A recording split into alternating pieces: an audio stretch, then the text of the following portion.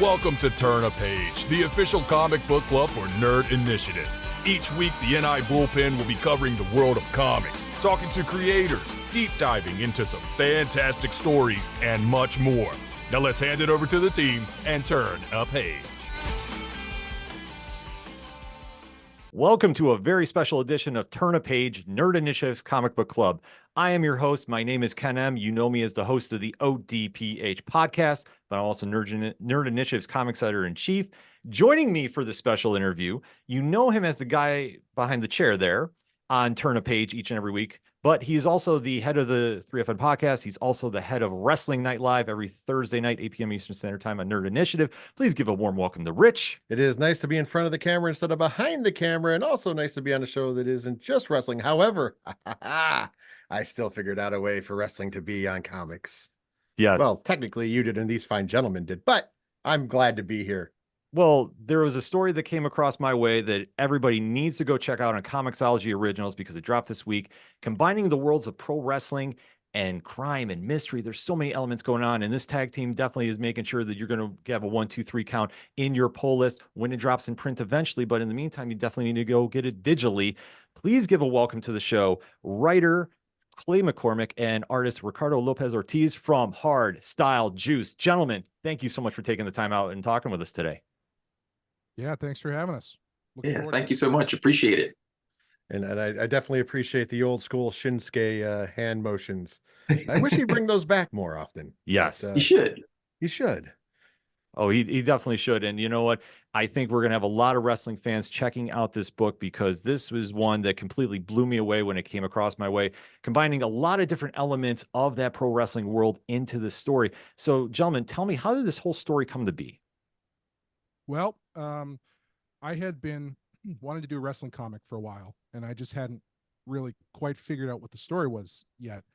And then about 5 or so years ago, Ricardo had done this drawing. We've been friends for a long time, and he had done this drawing for a sketchbook he was putting out of this female deathmatch wrestler, you know, all busted up, cigarette hanging out of her mouth, punching boxing glove with thumbtacks all over, just looking really, really wrecked.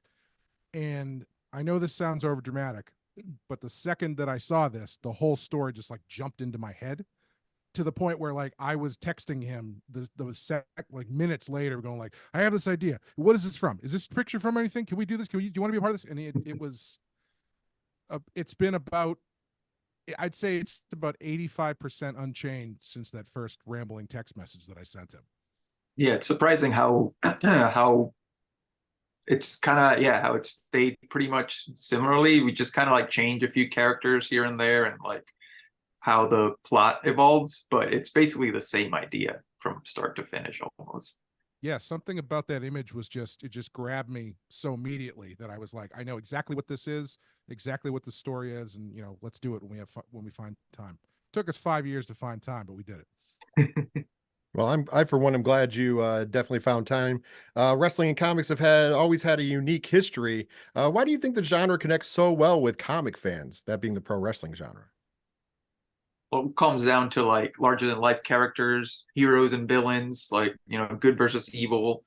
The whole spectacle of it, where you got like, you know, these crazy like,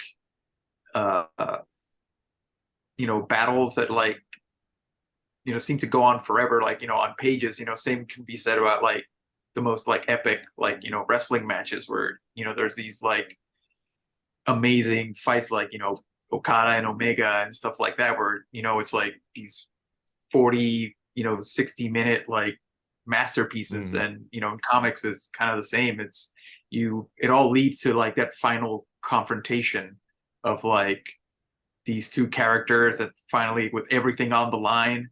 And I think that's like the big crossover there, where it's like,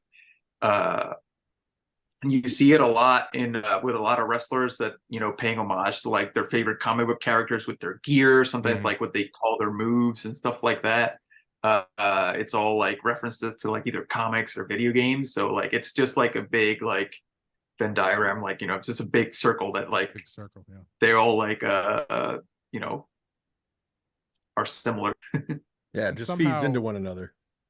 Yeah. Somehow two people in a ring in a VFW in like Poughkeepsie can manage to generate the same energy as Superman and Doomsday in the middle of Metropolis. You know, like if the story is there and the match is there, you're in it as much as you're into any $200 million action movie spectacular. You know, and I've been a wrestling fan for a long time, as I'm sure we all have been, and I'd fallen off for a bit, and when I came back to it, I got really into the indie scene, because it was right when that was really starting to blossom, and you get all these great people all over the country, all over the world, really.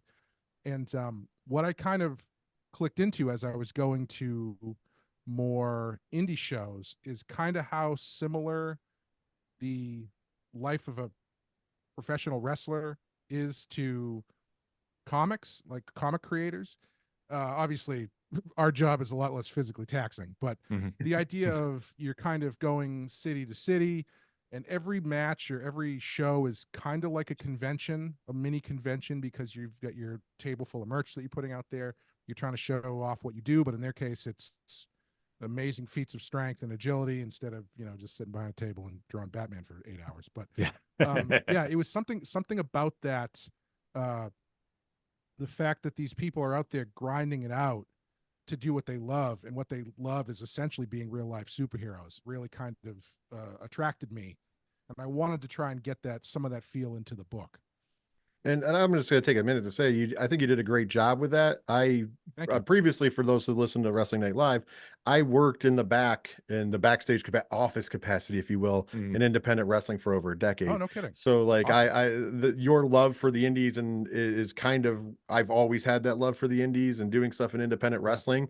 And like, so to see on a book, you know, you see the smaller crowds, but the thing is, those smaller crowds can still generate the energy. Like this past week, I was at WrestleMania 40 in Philadelphia, and you know, being there is amazing. It's electric. But that same feeling I had using a GCW reference, I had for Homecoming a couple years ago when Matt Cardona took on Nick Gage in the infamous death match. You know, the first death match, the death of Zack Ryder, if you will, happened. Yeah. And so that same amount, I felt it in that smaller venue, even though it was packed, as I did in that big venue. And it's cool to see somebody paying homage to that smaller venue instead of just the large, you know, glitz and glamour that is something like WWE or AEW or something that's a lot bigger of a production, if you will. Sure. Thanks. Yeah. And, you know, also, I think it gives us places to go too, you know, because if you start at the top, where do you go? But we're starting in a smaller independent kind of thing. And so we can go to a WWE type production. We can go to Japan. We can go to these places if we want to, if we're lucky enough to keep getting to do the book. Awesome. Hope you do. Oh, absolutely. I think this has so many elements like I touched upon too. So even for the wrestling fans coming in, but at its core, it's really about family, and especially the bond between Ray and Mona for issue #1. How important was that to connect to the audience that this is more than just a wrestling book? That's the whole thing. Like the whole story is getting across. You know, it's tough, right? Because you have 22 pages, 25 in our case for the first issue, to get people invested in everything that's going to come after this. And so the key to this story is this relationship with Mona and her brother Ray. Ray being the superstar of the family, Mona being the one who's she loves the business, she helps out the family business, but she's kind of interested in doing other stuff. And in order for her to get pulled back into this, that relationship needs to be strong enough that when, you know, what happens, you are right there with her, right, wanting her to kind of figure out what's going on and figure out what has happened to her brother. Yeah, 100%. That was, I felt like, the most important thing that we had to like nail. And I think that was like the thing that we kind of like had the most like edits on, like where we kept going back and forth on like, how can we make their bond feel genuine and also feel important, just like a couple of pages, you know? So that was I think what we worked the hardest on that first issue. And I'm glad that it seems that it came across. Yeah, absolutely. Oh, I definitely thought it came across well. And once again, wrestling's built on storylines. Comics are also built on storylines, But for me, being the wrestling guy, and I kind of touched on this before, I noticed in the book, of course, the first thing that jumps out to me is there's a lot of deathmatch stuff, which is a niche audience Mhm. for the wrestling community. I find myself to be a member of that audience. I Same. just mentioned that a minute ago. So with doing that, was there any hesitation on portraying any of that storyline wise, or even difficulties in illustrating, the world of kind of deathmatch wrestling? I mean, obviously doing it on a comic book page is a little easier than, going into the ring and actually taking a light tube over the head. But, what did you guys going into it? How did you kind of maneuver that? Well, one of the first images I had in my head, or sequences that I had in my head for this, was, wrestling is, there is reality, and then there's wrestling reality, and then the line between those two things can get very blurred, depending on what matches you're watching, who's working, who they're working with, et cetera, et cetera. And so I had this thought that it would be really cool if you have a scene where you're depicting a death match and the crowd's going crazy and everything, but what they don't know, the crowd doesn't know, is what they're watching is an interrogation. And so we get to something like that a little bit later. But the idea that what's happening in the ring is very real, but what's happening outside the ring, or I should say, what the people are looking at, they think it's all part of the show when it's actually a little bit closer to life and death than they think. And so that sort of playing with reality, playing with what's real, that's what really attracted me to the deathmatch thing. And also, it's a comic book, so you got to kind of jack things up a little bit. So True. But for the character of Mona, as she kind of goes down this road, that also gives her places to go, because she kind of slots in to this deathmatch spot where she's not really working regular matches, and how far is that taking her, and what is her, she has to decide whether she wants to go one route or the other. It gives you places to go a little bit. Absolutely. I can see that. Like I said, the cool part about when you said the blur the lines, I mean, in reality, in wrestling, death matches do actually blur the lines between what is real and what is not real. Because obviously, it's very real getting hit with a light tube. It's very real getting put through a pane of glass. All those things are very real, which to a lot of wrestling fans, or even people who, are on the outside and aren't really fans, it's hard to explain to them that, I know all this is, a work. And even these guys, they are working, but at the same time, they're really doing this to themselves. So it's kind of like an interesting, so like to blur that line is actually the best way I've ever put a death match. I might steal that for when I'm trying to explain it to my non-death match watching friends. Yeah, 100%.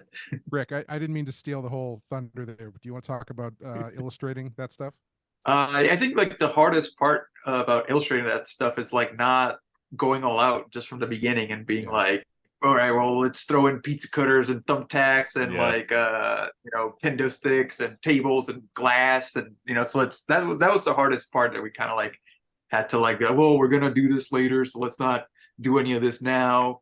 And so that was kind of like some of the discussions that we had, because I just do the sketches and be like, all right, let's some barbed wire and like let's do all this stuff. And like, wait, we can save that for later. Let's just build it up, So I think that was the hardest part, which is not a hard thing at all. I see me, I would be like, I'm automatically putting in the skewers and everything, just because I'm just like, let's go over the top. We did manage to get those into the first we issue. got the skewers. I saw that. I was just like, I instantly was like, yes. Like, because I'm not used to seeing that in outside media, outside of wrestling. So it's kind of like, oh, that's awesome to see as a wrestling fan as well. Well, that's the other thing. One of the, oddly enough, one of my influences for this story was Twin Peaks. In that, in Twin Peaks, you have a singular murder that is the inroad to this entire community that has its own relationships and has its own way of functioning. And I was thinking about that in terms of wrestling, because wrestling is it's really a small community when all is said and done. It's global, but they all know each other. The guys who work the biggest shows are working the smallest shows too, a lot of the times. And so I really like this idea of getting into this community that has its own own way of dealing with things. It even has its own language or vocabulary. You try to hit that stuff without it feeling too fake and too voyeuristic on the part of the people who are making the book and stuff. But you want to be honest but not be too over the top with those references. But yeah, that's it. I just find it to be such an interesting community. Yeah, well, it's funny when you said the thing about like practicing and stuff and their own codes and everything. We used to tell the young guys all the time when you got to be nice to everybody because the same people you see on the way up are the same people you see back on the way down. And it's always kind of like try to humble yourself to make sure that like, today, you might be erasing, but then tomorrow you might be back in this same VFW hall performing for the same. If only Ray Castro knew that lesson. Yes. Yeah. And you know what? There's a lot of guys who have fallen victim to that over the years as well, I'm sure, as you guys know. So it's kind of an interesting like ride and drive. Yeah, no, it definitely plays out like that too. And especially when we're seeing the action in the ring and the wrestlers too. Was there any certain wrestlers or personalities that were used as inspiration for Ray or any other characters in this issue? For me, for Chris, it was a lot of like Joshi wrestlers like Starlight Kid, and also some of the old school like Joshis, like for like deathmatch, like Megumi Kudo, and then as well some of like Mexico, like Rey Mysterio Jr. as well was an inspiration for her. And then with Ray, it was more like people like younger versions of like either Kenny Omega, Seth Rollins, people like that had like that like kind of like flair that you saw them when they were young and you were like, dang, this person is really freaking good, and they have the look and the flair of it. So I was kind of like who I was kind of like modeling him after. Yeah, which was really important. I mean, I think Rick nailed it because again, you only have so many pages, and Ray, you only get a little smattering of Ray, and so we needed to make sure that this guy popped immediately, and I think Rick did a great job with that. I agree. I thought that it looked phenomenal as far as like if you were to like, obviously it's a comic, but if you were to like put that person into the real world and like if that would be what you were looking for a star. You know what I mean? And that's you have to encapsulate some of that. I thought it was very, very good. And I like the Joshi influence as well. I thought that's pretty awesome, especially now that it's becoming more watched, Joshi wrestling. Thankfully, the things from Stardom and, the influence of Forbidden Doors and AEW and stuff have actually kind of moved an American audience to now know who Joshi wrestlers are, which, 10 years ago, I bet you most, American wrestling fans wouldn't be able to name, not even one, even though Asuka was already in WWE, aka Kana. Yeah. So that's kind of interesting now that that's been moving on. I was just going to say, up until about probably 10 years ago when I got back into wrestling, the only Japanese wrestler that I knew, legitimately Japanese, not like Yokozuna Japanese, was Taka Michinoku, the only one. I still love Taka Michinoku. Yeah. Because his promos amazing. are great. Now, as it later in his career, him being a manager, top tier stuff. Just throwing it out there. Let's have some fun with the wrestling stuff since you guys both like wrestling. I got to know who are some of your favorite wrestlers you're watching. You can say all time right now, mix it up a little bit, but who's really getting you to turn the TV on now and even in the past? Rick's got a deeper bench than I do, so I'll go first. Okay. The guy what got me into wrestling full stop when I was a kid was the Ultimate Warrior, because of, I was a comics kid, and at the time I was desperately grasping for anything that was even vaguely comic book related, and the Ultimate Warrior was just literally like a comic book character come to life, and so he kind of really got me into it. And then of course I got into the guys like Bret Hart, Shawn Michaels, and all the technical guys who are a lot better. The guys I like now, man, I love Will Ospreay. He's really really great. I had been following him a little bit in Japan and stuff, but I hadn't really been exposed to him too much until he's come over. He's fantastic. Kenny's fantastic. I remember I watched Omega Okada. I think it was Okada, like 2 or 3 from my hotel room in Jamaica when my girlfriend and I were down there for a wedding. And so I was just like, do we have time? And she's like, yeah, fine.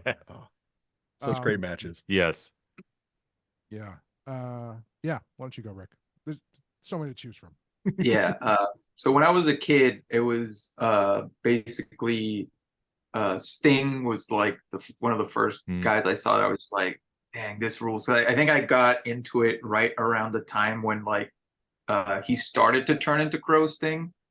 So like that was like, for me, that was like, this is the best thing ever, and I really like Bret Hart a lot. And then I also remember when they started bringing the Joshis to WCW, and I remember seeing Bull Nakano and Akira Hokuto on like WCW and just being like, who are these people? Because their look was so different from everybody else on the show. And they were putting these like banger matches with like Medusa and stuff. And it was like unreal to me just seeing like, especially like Bull Nakano, because she had like the big hair and like all the face paint and stuff. Right. And so that's how I got into like Joshi stuff like early on. But then as well, like Juventud Guerrera, I loved Juventud in WCW. I was a big WCW kid. I didn't watch a lot of WWF at the time until like Stone Cold got really big, so I watched that. But it was that when I was younger, and then when WCW like got bought off, that's when I kind of like stopped watching. So when I went into like middle school, high school, so I kind of stopped watching. I would watch like the occasional WrestleMania and stuff with like friends. But then like right now, like for me, it's like Takeshita is amazing. Omega is incredible. Really excited to see what Shota Umino is gonna do. Yes. I think he has a ton of potential to be like really freaking good. Then in the Joshi's run, Asami is amazing. And then I love Maki Ito. She's hilarious. Yeah. She's excellent. One of my personal favorites. Yeah, she's amazing. I got to see her and Speedball Mike Bailey live here in Brooklyn, and it was awesome. Yeah. It was so good. What is her name? The Princess of Shit or something? Yeah, yeah. And she has a million, although she She's did amazing. lose some of her titles to Minoru Suzuki recently. I do believe he is the cutest in the room currently. Yes. And he's also the the cutest princess in the world now. Yeah. Yeah, so Minoru Suzuki is now, go figure, the cutest in the room. No, I have a similar, like, because I grew up watching, I'm from the Northeast, WWE. Then of course I went into like ECW. I did watch WCW because as a kid, I was such a nerd for everything wrestling that I just soaked it all in. It didn't matter what it was, I just soaked it all in. And then like that's how I got into Japanese wrestling, because like WCW, watching Sting and Muta, that was my first to that. But then what really got me to buy a tape was I saw Jushin Thunder Liger. And the first New Japan tape I ever saw was Best of the Super Juniors. I do believe it was like 1990, and it was like Blue Dolphine and Jushin Thunder Liger. So it's like when you're telling people like all these legendary names, and they're like, that's what got me in, and they're like, Blue Dolphine got you into like wrestling, like Japanese wrestling, and then Muta was there, and it was really weird for me because he wasn't always the great Muta. Sometimes he was Kenji Muto.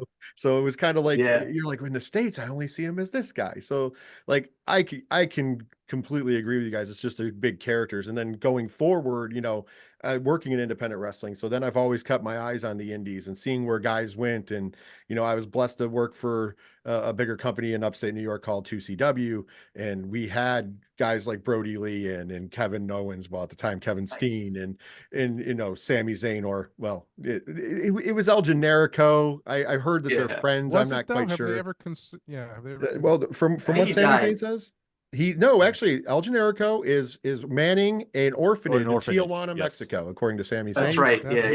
He's a baby face, and he doesn't lie to us. So I have no problem believing that's what El Generico has done in retirement. But true. So like to hear you guys like be fans, and like obviously it came across on the pages. So I'm like, I'm going to be reading all of this anyway. So this is just kind of my wheelhouse. I'm like, yes. So when he brought this up, I was instantly like, I want in. Like I'm usually the guy behind the scenes for the comic stuff, and I'm like, I kind of want in for this. Oh yeah, no, the minute this came across my way, I was like, Rich, you need to read this like now, because we always go to GCW shows.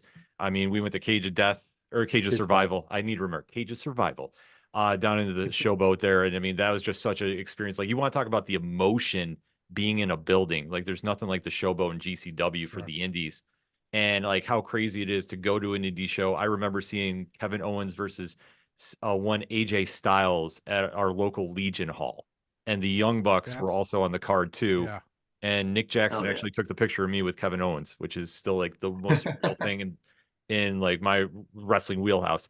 But it goes to show about like how they can connect on that level, and like going to an indie show and then seeing everybody take off, and it kind of mirrors what's going on in the story too, because you can so see what Ray's story is going, was on trajectory for, and then obviously what happens in the book, and where that's going to take everybody from here. Like that just, it goes to show about how multi-layered the story is. So there's literally something for everybody here. And one thing I'm wondering too is, after this is done, are we going to stay in the Castro universe? Are we expecting maybe some more stories coming out of this? Hopefully, yes. Hopefully more stories. Definitely in the Castro universe. Mona, and I don't know if it's really a spoiler to say that in issue 2 she becomes Chris Castro. Okay. But names become kind of a big hallmark, because names are in wrestling are very fungible, and huge. Some names mean more than others and stuff. The idea was always to kind of make this an ongoing thing, because one of the things that interested me from a storytelling perspective is, as an independent wrestler, she would be going to a different town every week, and so who knows what she's getting into there. There's a certain I was thinking, it's weird to talk about it like this, because it used to be such the norm for things, but comics or television. But I was thinking about like older shows like The Incredible Hulk or something like that, where it's David Banner has a thing that he's after, but he's also on the road. Right. So every episode he ends up in a new town. He might be working on the cure to being the Hulk there. He might not be, but what he's going to do is he's going to end up fighting a bear. So, so you can, the drive of the story being Mona and her obsession with what happened to her brother leads her into things that might be related to that, might not be. I just felt like it was a really open world for her to kind of to send her through. Yeah. And I think that's something that's gonna be connected. Like I say, I after reading issue 1, I'm just going like, I hope this is going more, because like I am just locked in about the characters that we haven't even like touched upon, especially King Castro himself. We've only got a little small taste, and obviously his story has got to play out more. So after this, I'm assuming we're talking a print run possibly from Dark Horse. Usually Comixology kind of goes that way. That's what we've been told. Yeah. Hopefully, oh, excellent. As far as we know. Yeah. Yeah. I'll definitely be picking up the print as well as just reading it now. I'm just telling you guys, like, listen, this is an opportunity for me to be a fanboy a little bit. So this is great. Go right ahead, man. I know. Well, like it does. Go ahead. You bring up King Castro. There's so much stuff that's kind of was flowing out of this that we had to kind of trim, because we only have 5 issues at the moment. Like I think it was issue 2 or 3. I had written this sequence where King talks to his daughter about the first time he became a champion, and how he who he beat for the championship, and how he was a bad champion because he wasn't taking it seriously, and he was too caught up on the road life. And it was a nice story, and I kind of had this idea that it would lay some groundwork for something later, but it's just like, we just don't have room to do that here. But all of these characters do have their own lives. One character in the first issue who doesn't get a ton of play is Candy Rockets, who's kind of the number 2 for King Castro at the promotion. And she, later on in the series, you get a little bit of a taste of her backstory that I hope will be really enticing to see what her deal is going on. So there's all these characters have so many stories you can pull from and create, and it's just kind of built into the world. No, that's awesome. Like I say, I definitely need to see more of this too.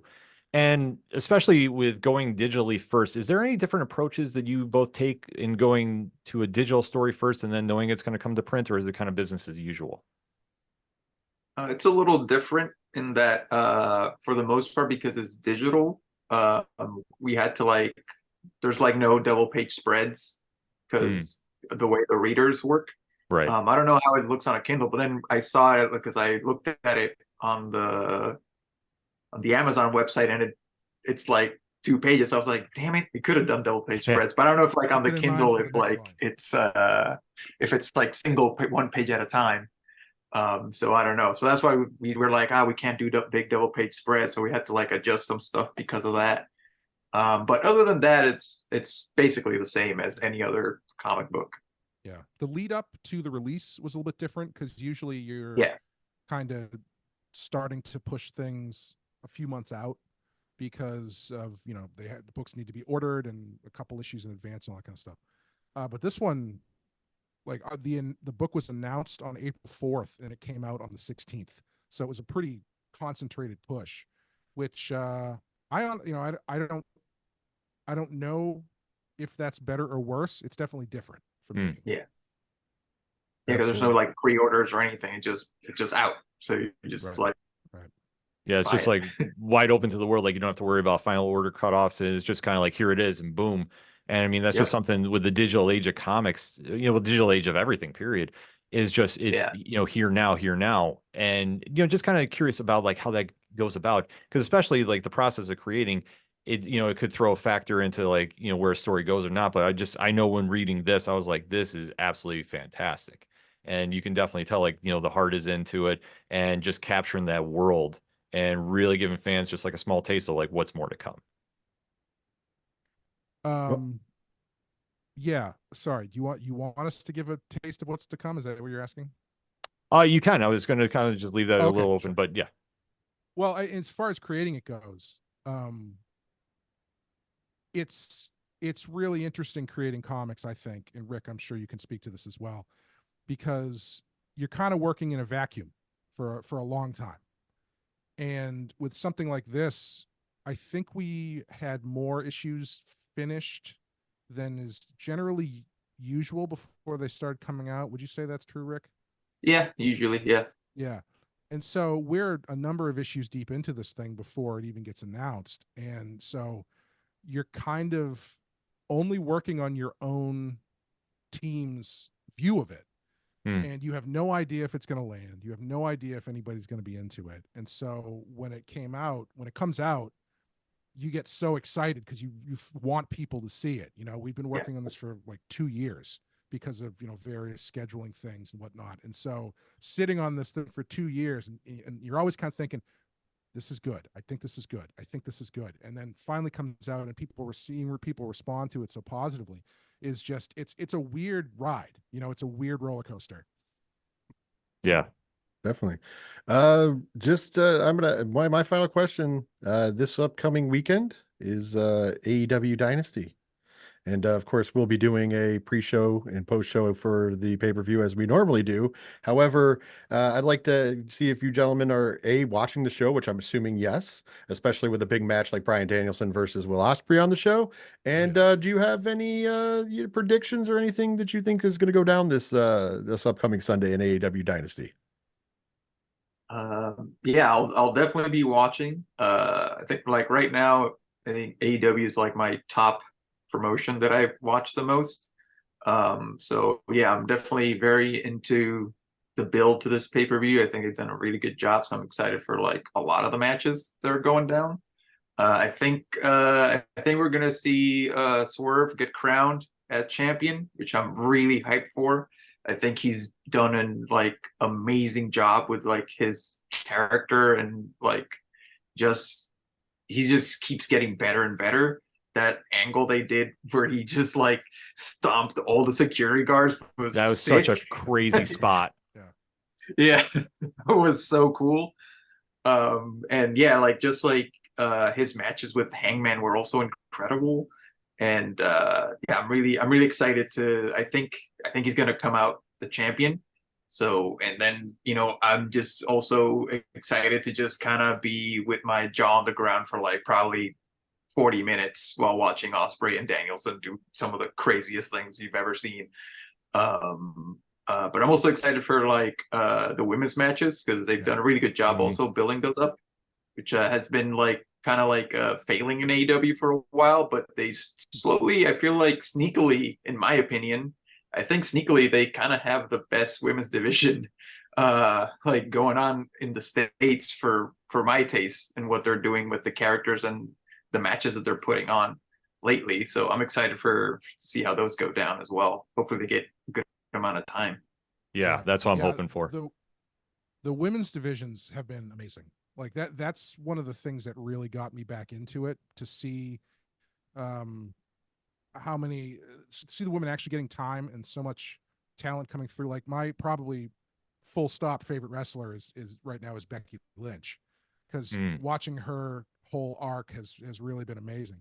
And yeah, I think seeing this weekend, I'm really looking forward to Ospreay and Danielson is going to be like, that's one of those ones I actually texted Rick earlier because I didn't totally realize that was happening. And I was like, this is going to be unbelievable, right? And he's like, oh yeah, no, it's going to be unbelievable. But yeah, it's so fun because you talking about comics again. It's like, are you a Marvel kid or are you a DC kid? You know, are you a WCW kid or WWE kid or AEW, WWE? So it's so much fun to get into all that stuff. I wish Keith Lee was back. Yeah, I think he's hurt or something. Last I knew it was a shoulder injury, possibly. That's the last I heard was shoulder. Yes. Yeah, I'm super stoked. I love everything, and when wrestling's going off well, I try to stay out of the internet tribalistic stuff because that's so weird. The worst. It's so weird. So dumb. Yeah. It's one thing that if you're DC or if you're Marvel, if you will, to use that analogy that you use. Yeah. But it's not like, I don't get like wanting, if I'm a DC guy, I don't get wanting Marvel to fail and vice versa. Just like I don't get, I was just at WrestleMania, but I'm intending on also going to All Out.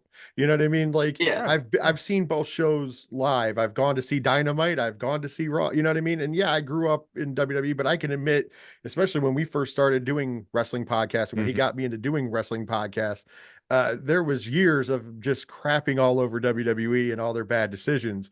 And it's finally nice that they're to where they are, where they're putting on a great show. But the reason why is because there's other things out there. When you have a monopoly, you don't have that brushing up against other. I don't agree with Tony Khan. I don't think the wrestling companies should hate each other. I know the wrestlers in the companies don't hate each other. So that's one thing I won't agree with. I think that it's good though to have a nice little healthy competition going on.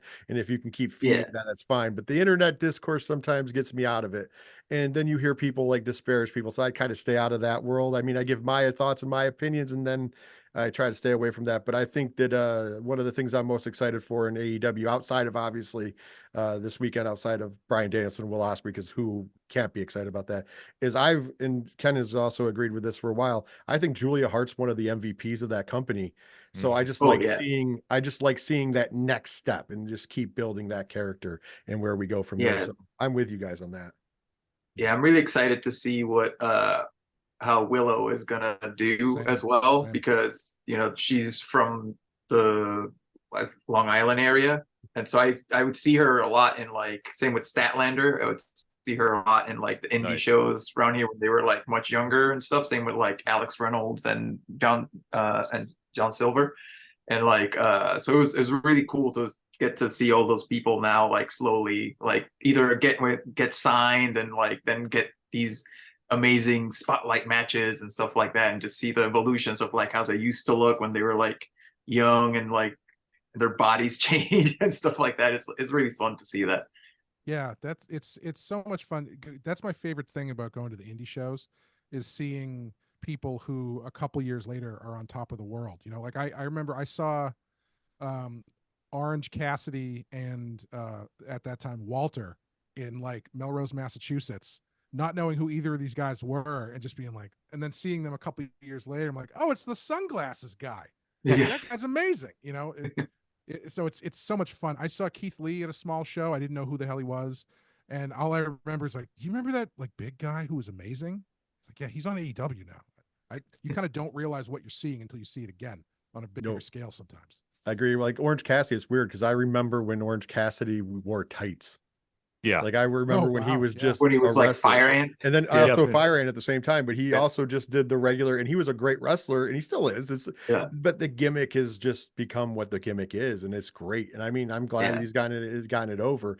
We had that moment this past week, or no, sorry, 2 weeks now ago. Sorry, I'm with Ring of Honor. Billy Starks. I've watched her Yes. get GCW Oh, since she was yeah. like 15 Yeah. years old, and then she wins the inaugural ROH women's television title, and you're just like, that's amazing. I've watched her since Yeah. she was, just a little kid getting in the ring and going, this is what I want to do, to being successful. And I just think that, and I agree, that's just the best part of wrestling Mhm. is that great story. And I think if you worry about the negative stuff too much, you miss that great story that Yeah. they're Oh telling. yeah, 100%. And when you see those people on their way up, when they get to the big show, there's a party that's always going, give this guy a shot, give this girl a shot. You like they end Yeah. up kind of in the background, not really doing anything, and you're like, I know how good these people are.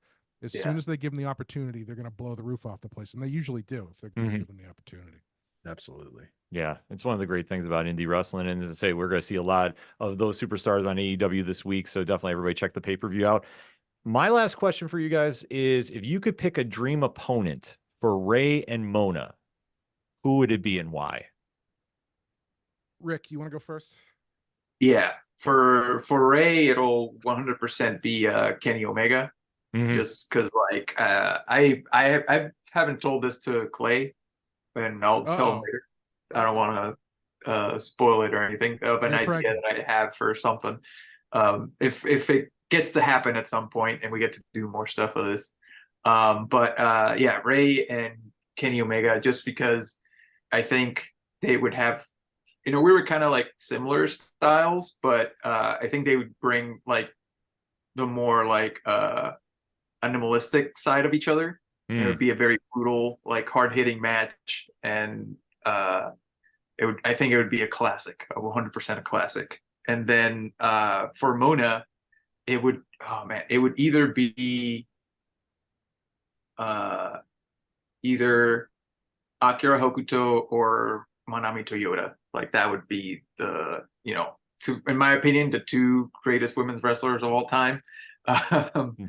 There's like, if you think women's wrestling is good right now, go watch some All Japan Women's from the 90s, and you'll be like, oh my God, none of the people wrestling now, men or women, can hold these women's jocks. Like it is insane how influential those 90s matches are and how hard those women went. They'll make stuff that's happening now look like child's play in both divisions. It's insane. Like, go watch Hokuto versus Kandori, and it's like a 40 or 50. Oh no, No. because enthusiasm caused him to glitch Yes, out. but I agree with that. I agree 100% with that. The statements. What was your dream matches? I always love the ones where it's you've got a little bit of a style clash. And so for someone like Ray, who's such a high flyer and probably a technical wizard, I would love to see him go up against someone bigger than him, like Brock Lesnar, or like even someone like an Andre the Giant or something, where it's just two very different looks and styles. That's one of the great things about wrestling, is all that stuff is believable. And for Mona, I would say something similar to what Ricardo was saying, but my frame of, hey, there you go. Hey. Awesome. My frame of reference isn't as deep, but I would say someone like a Bull Nakano or something like that. And that's, I would say, I don't know if I would call that a spoiler, but for what we have planned later on, she might run into some people like that who kind of slap some sense in her a little bit that she's not quite ready for. But that's awesome. It's going to be a fun journey to get there. And like we say, to our listening audience, to our viewing audience, you definitely want to make sure you're checking out Hardstyle Juice. When you get a chance to go to Comixology Originals, make sure to keep an eye out for it when it's in print form. And gentlemen, thank you so much for taking the time out to talk to us. And definitely, we have to have you come back on at the end of the series and recap what's been going down. Absolutely. And if you don't mind, if you don't want to dig through Comixology together, you can just go to hardstylejuice.com and it'll redirect you right to the Amazon page. Oh, and it's free to read if you have Amazon Prime. Yeah, there you go. That is very true. Even Yeah. better reason. And yes, actually, the website is in the liner notes for this episode too. So we'll definitely be having a lot of fans going over there because trust me, when you pick this issue up and you check it out, you're going to be blown away by the art. The writing is so good. It has so many different elements into it that it's not just for a pro wrestling fan. It's not for just a crime fan. It's not just for a comic book fan. It's just for anybody that's into great storytelling, no matter what your spectrum is. So you definitely want to make sure you go check this out as soon as you can on Comixology Originals. And then obviously when it comes out in print form, buy a few copies. You won't be disappointed. So gentlemen, thank you again. Thank you to my co-host, Rich. You'll see him every Thursday night, 8 p.m. Eastern Standard Time on Wrestling Night Live. And we'll end this with a little twist like we do on every issue of Turn of Page. When you're at the comic shop, you better bring a tablet, because if you see somebody struggling to find something, get hard style juice lined up, hand yours off to them and tell them to turn a page. We'll see you next time.